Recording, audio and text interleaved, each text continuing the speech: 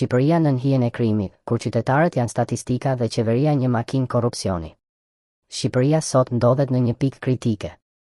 Jo thjesht për shkak të krizës ekonomike, emigracionit masiv apo mungesës së shpresës, por për një arsye shumë më të rrezikshme dhe themelore: krimi i organizuar ka kapur rrënjët e shtetit. Ka depërtuar në çdo pore të jetës publike dhe po sundon në heshtje. Ai nuk është më në skutat e errëta, por i shfaqur hapur në rrugë, në zyrat e pushtetit, në ndërtime, në tendera, në portet dhe në politikë.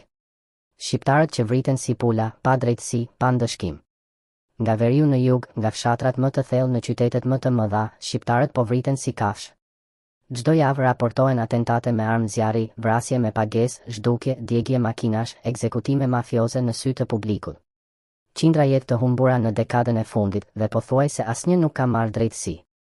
A ka ndonjë qytetar që nuk ka dëgjuar ndonjëherë frazën e zakonshme: autori është larguar në drejtim të paditur? Sa herë e kemi parë skenën, një trup i shtrirë në rrugë, një makinë e djegur më tej dhe policia që thotë se po heton të gjitha pistat? Dhe asnjë rezultat. Sepse as që duan të gjejnë autorët. Sepse shpesh i njohin shumë mirë ata.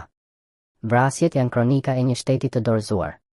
Ermir Dedja është vetëm viktima e fundit në një listë të gjatë. Vrasja e tij, e dokumentuar nga kamerat me armë Kallashnikovi në mes të qytetit dhe makina e djegur në Gërdec, nuk është thjesht një ngjarje kriminale. Është një dëshmi e pastër se Shqipëria është kthyer në një vend ku krimi sundon, e shteti vetëm regjistron kufoma. Në një vend normal, një atentat i tillë do të trondiste institucionet, do të çonte në arrestime, kontrolle, hetime të thelluara. Në Shqipëri, asgjë.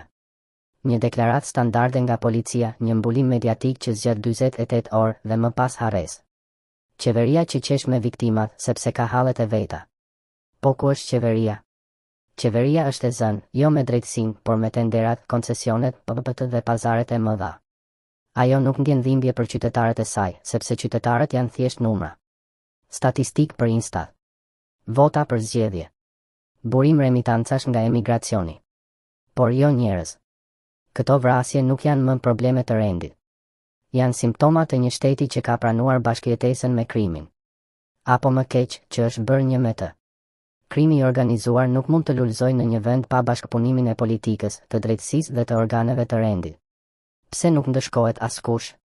Sepse të gjithë janë në një rrjedh. Polici që heton, gjyqtari që mbyll syt, prokurori që harron dosjen, të gjithë janë pjesë e të njëjtit sistem që mbron krimin dhe shtyp qytetarin e ndershëm.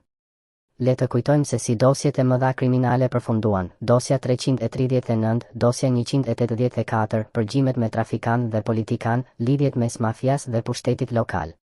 Të gjitha u mbyllën. Askush nuk u ndëshkua. Pse? Sepse dora e krimit është e gjatë, e fortë dhe e shtrirë në të gjitha drejtimet. Drejtësia e re? E njëjta si e vjetra, por me kostume të reja. Reforma në drejtësi premtoi pastrim. Realiteti na dha një sistem më të frikshëm, të kapur nga politika, të pafuqishëm ndaj të fortëve dhe selektiv ndaj qytetarëve të zakonshëm.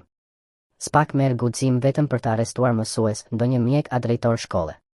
Por nuk prek peshqit e mëdhenj. Sepse peshqit e mëdhenj janë në pushtet.